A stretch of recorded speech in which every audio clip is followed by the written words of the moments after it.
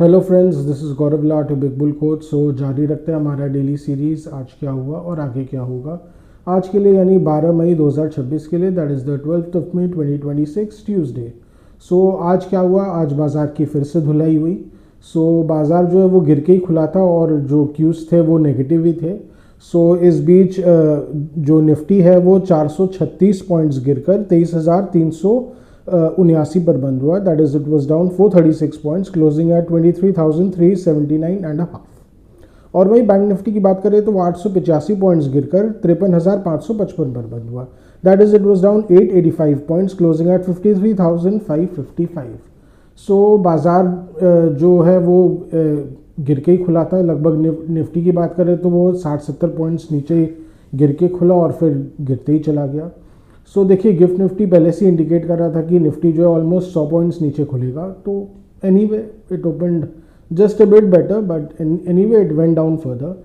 देखिए, कई सारे बेरिश न्यूज़ फ्लो थे। एक तो ये था कि कल ट्रम्प बाबू ने रिपोर्टर्स को साफ कह दिया that the US Iran cease fire is currently on life support. तो बेसिकली अब वो एडमिट कर रहे हैं कि अब देखिए जो टॉक्स है वो तो कहीं जा नहीं रहे, बिकॉज ईरान जो है वो अमेरिका की शर्तों को मानने से, अब जो सबसे जो मेन क्रिटिकल पॉइंट है उसको तो मानने से ईरान ने साफ इनकार कर दिया।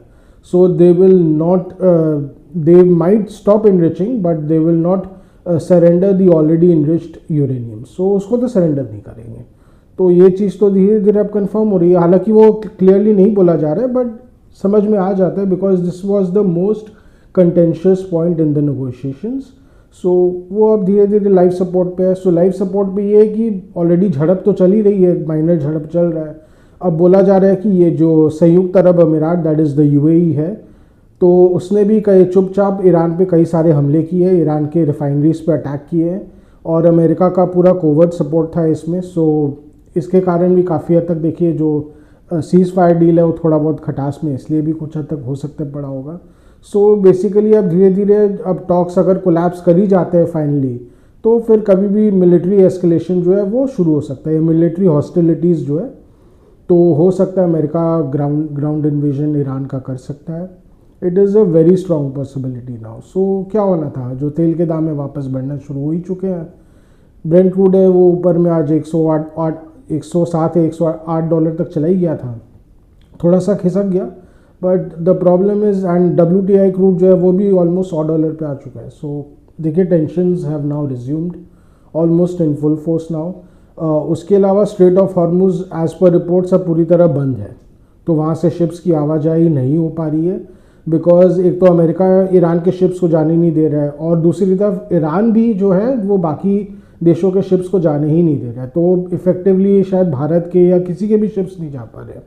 तो ईरान से जो फ्रेंडली देश है वो भी शायद अपने शिप्स को नहीं निकाल पा रहे अब हॉर्मुज स्ट्रेट से। सो इसका मतलब ऑयल जितने भी, सऊदी अरब तो अपना देखिए जो तेल है वो तो रेड सी से निकाल ले रहा है अपने पाइपलाइन द्वारा, पर कहीं ना कहीं इसके कारण अब क्या होगा कि जो यूएई भी काफ़ी हद तक फुजैरा के थ्रू जो है वो अपना तेल बेच निकाल ले रहा है।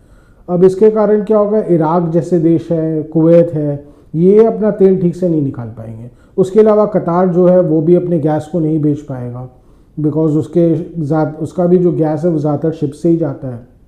सो ऑफकोर्स तेल के दामों पर तो इसका नेगेटिव असर पड़ना ही था। और उसके अलावा एक इक्विटी मार्केट से भी बहुत खासा असर पड़ना था। देखिए, अमेरिकन मार्केट्स को तो ज़्यादा असर नहीं पड़ रहा है। अमेरिकन जो डाउ जोन्स है वो लगभग 100 पॉइंट्स बढ़ के कल बंद हुआ था, आज सुबह को 100 पॉइंट्स नीचे था। तो अमेरिकन मार्केट्स को तो कोई खास नहीं फर्क पड़ रहा है, पर एशियन मार्केट्स की तो बहुत धुलाई हो रही है और इंडियन मार्केट्स की तो ऑफकोर्स है ही। और उसके अलावा देखिए एक और बॉम्ब फटा कल। तो बेसिकली ओपन एआई ने ये डिक्लेयर किया है कि वो एक नया कंपनी बनाएंगे। उसमें इनिशियल $4 बिलियन खर्च करेंगे, इन्वेस्टमेंट करेंगे। सो बेसिकली ये क्या करेगा, जो अपने कॉर्पोरेट क्लाइंट्स है उनको केटर करेगा। देखिए, चैट जीपीटी जो एक आपका एक एआई प्लेटफॉर्म है, ये अभी this is open for all. ये एक जनरेटिव एआई है और ये अब आपको बोल सकते हैं एक जनरल एआई है। तो अब कॉर्पोरेट स्पेसिफिक एआई और जो खास करके कोडिंग के लिए जो काम आता है, जो डेली ऑपरेशंस चलाने के लिए, उसके लिए जो एआई की रिक्वायरमेंट होती है या जो कोडिंग प्लेटफॉर्म्स की रिक्वायरमेंट होती है, जो सॉफ्टवेयर्स बनाने के लिए, तो अब उसको केटर करेगा। तो देखिए ये इंडियन सॉफ्टवेयर कंपनीज़ के लिए खतरे की घंटी है। तो ऑलरेडी इसमें आपको मालूम ही होगा एंथ्रोपिक तो इसमें घुसा हुआ ही है। अब वो एंथ्रोपिक को भी कंपटीशन देंगे और उसके साथ साथ वो चेष्टा करेंगे कि धीरे धीरे आपको कम से कम आईटी इंजीनियर्स रखने की आवश्यकता पड़े। तो इसके कारण क्या होगा, इंडियन आईटी फर्म्स की और बैंड बजेगी। सो इंडियन आईटी जितना भी इंडियन आईटी स्टॉक्स थे वो दे ओपन डाउन। तो they open down at least 3%। TCS की बात करें, इन्फोसिस, विप्रो, सब एटलीस्ट 3 से 4% नीचे खुले और नीचे ही रहे। In fact TCS went all the way more than 100 rupees and more than 4%, but it recovered partially, but of course ज़्यादा रिकवर नहीं कर पाया बिकॉज ऑफकोर्स आप देख ही रहे हैं कि जो एकदम बेरिश सेंटिमेंट है और मूड एकदम से ख़राब हो चुका है इंडियन आईटी की तरफ। देखिए विप्रो स्टॉक में तो इसके बावजूद कि इसका बाईबैक ड्यू है, हालांकि अभी रिकॉर्ड डेट नहीं आया, बट 250 रुपये में इसका बाईबैक है। इसके बावजूद शेयर का दाम 190 रुपये हो चुका है। देखिए जस्ट एक डिस्क्लेमर दे दूं, मेरे पोर्टफोलियो में स्टॉक है, सो फैमिली पोर्टफोलियो में भी, बट आपको इट शोज़ कि मार्केट में कितना बेरिशनेस है कि भैया कुछ भी करके निकलो। एफआईएस को ज़्यादातर इसमें एफआई सेलिंग ही चल रहा है। सो दे आर सो फ्रस्ट्रेटेड कि वो बोलते हैं कि मैंने वो वेट ही नहीं करना चाहते हैं, जस्ट बेच बाज के निकलो। तो एक्सोडस चल रहा है इन सब चीज़ों में। उसके अलावा देखिए बाकी मार्केट पे भी ख़राब असर तो पड़ना ही था। तो जितने भी ओल्ड इकोनॉमी स्टॉक्स हैं उनकी भी धुलाई हुई, जैसे लार्सन एंड टूब्रो है, अदानी ग्रुप स्टॉक्स की धुलाई हुई। आज 3% के आसपास सभी गिरे हुए थे।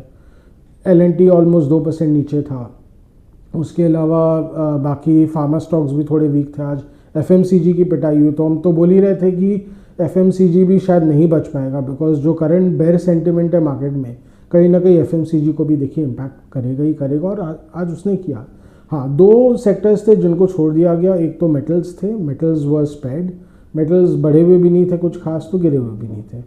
और उसके अलावा जो ऑयल प्रोड्यूसर्स है like ONGC, it was up. देखिए ओएनजीसी में सरकार ने ऑयल प्रोडक्शन और ऑयल एक्सप्लोरेशन को इंसेंटिवाइज करने के लिए जो गवर्नमेंट रॉयल्टी चार्ज करती है उसको कमा दिया। So currently government charges around 16.5% royalty on oil exploration. उससे जो भी तेल निकलता है उसका एक वैल्यू है, तो उसमें से गवर्नमेंट एक रॉयल्टी चार्ज करती है, तो वो कमा के 10% ही कर दिया। सपोज अगर जो आप तेल निकालते हैं $60 का वर्थ है उसका, तो उसमें से 10% ही सरकार को एज रॉयल्टी देना पड़ेगा, जहां आपको हो सकता है $10-12 तक देना पड़ रहा था पहले। So it is to incentivise कि ज़्यादा से ज़्यादा वो ऑयल एक्सप्लोरेशन होए, तो उससे ओएनजीसी को तो फ़ायदा ही हो ही गई। और उसके अलावा कहीं ना कहीं जो बाकी फॉरेन ऑयल प्रोड्यूसर्स हैं वो कहीं ना कहीं इंडियन ऑयल एक्सप्लोरेशन में इन्वेस्ट नहीं करना चाह रहे थे, तो क्या पता उनको इंसेंटिवाइज किया जाए। सो लेट्स सी क्या होता है। वहाँ से कुछ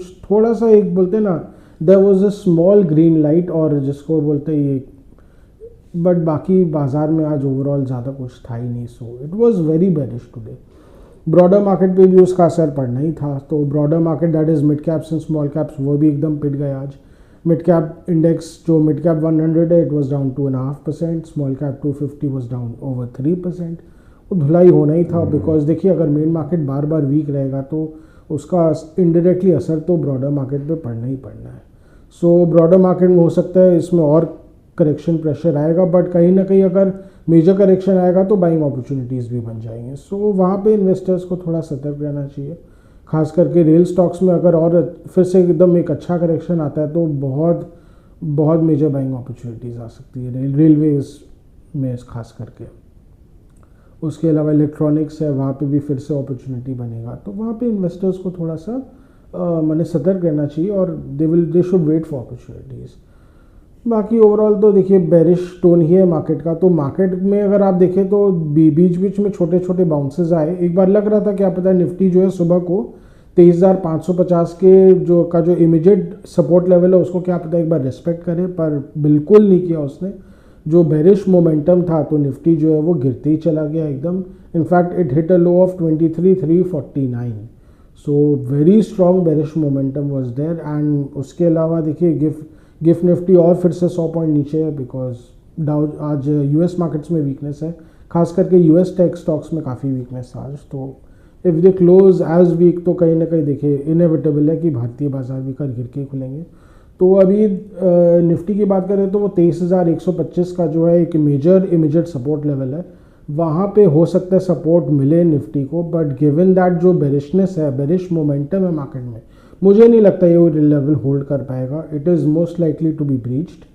सो Nifty will likely test 23,000 immediately, जो कि मुझे लग रहा है एक बार हो सकता है होल्ड कर जाएगा. पर अगर यूएस ईरान वॉर फिर से छिड़ जाता है पूरी तरह तो नहीं होल्ड कर पाएगा. बहुत एफआई सेलिंग जिस तरह चल रहा है मुझे नहीं लग रहा है.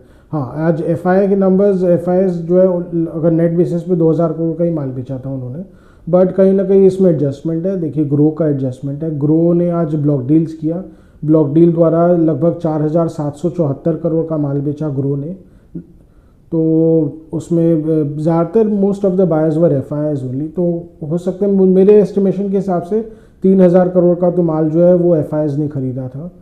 तो अगर उसको एडजस्ट कर दे तो FIIs were net sellers by about 5,000 crore, which is a big money, big amount. तो उसके कारण देखिए मार्केट पे प्रेशर तो पड़ना ही है. और उसके अलावा देखिए पैनिक सेलिंग होता है तो एचएनआईज है, पीएमएस है, ये सब भी डंप करना शुरू कर देते हैं. तो उसका भी कहीं ना कहीं प्रेशर जो है वो डोमेस्टिक इंस्टीट्यूशंस पे आता है. और ख़ास करके इसका असर जो है वो एलआईसी है और जो पेंशन फंड्स है उन पे आता है. तो वही चीज़ है, गवर्नमेंट भी चेष्टा कर रही है रोकने का, पर कितना रोक पाएगी. अगर फंडामेंटली चीज़ें बहुत ख़राब हो तो क्या कर सकते हैं. रुपया जो आज फिर से नया लो पे चला गया, तो it hit a low of 95.80. तो रुपया तो अब गिरते ही जा रहा है. मुझे जहाँ तक लग रहा है 97 तो अब एकदम सामने ही दिख रहा है भारतीय रुपए के लिए. बिकॉज प्रधानमंत्री मोदी जी ने तो बोला ही है कि भैया आप कई सारे फॉरेन के खर्चों में कटौती कीजिए, बेसिकली फॉरेक्स रिजर्व्स को बचा के रखने के लिए. बट कितना हो पाएगा मुझे डाउटफुल लगता है. हो सकता है गवर्नमेंट को एक ड्रास्टिक मेजर्स लेने ही पड़ेंगे. That is the only saving grace in the immediate term, मुझे जहाँ तक दिख रहा है. सो यही सब था. मार्केट का जो अभी थोड़ा सीन है वो ख़राब ही लग रहा है ओवरऑल. जैसा कि मैंने कहा निफ्टी जो एक बार 30,000 तक तो जाता हुआ दिख ही रहा है. अगर चीज़ें बहुत ख़राब हो जाती हैं तो फिर से मोस्ट लाइकली जो एक पिछले महीने का लो था 22,100 का, उसको हो सकता है मार्केट फिर से टेस्ट करे. इट इज़ वेरी लाइकली मेरे एस्टिमेशन के हिसाब से. सो यही है. तो वही है, मार्केट बेरिश ही है फ़िलहाल तो. बट अगेन उसके कारण बहुत सारी बाइंग अपॉर्चुनिटीज़ आएंगी लॉन्ग टर्म इन्वेस्टर्स के लिए. So they should be mindful of that also. So आज का हमारा डेली व्लॉग यहीं तक रखते हैं. आशा करें कि आपको हमारी डेली व्लॉग्स अच्छी लग रही हो. Do like, share and subscribe to our channel. Do hit the bell icon for regular update on our videos. अगर आपको कुछ स्टॉक स्पेसिफिक जानना हो, मार्केट के बारे में कुछ जानना हो या सेक्टर स्पेसिफिक कुछ जानना हो तो please write in a comment section. Will get back to help you in any way possible, as much as possible.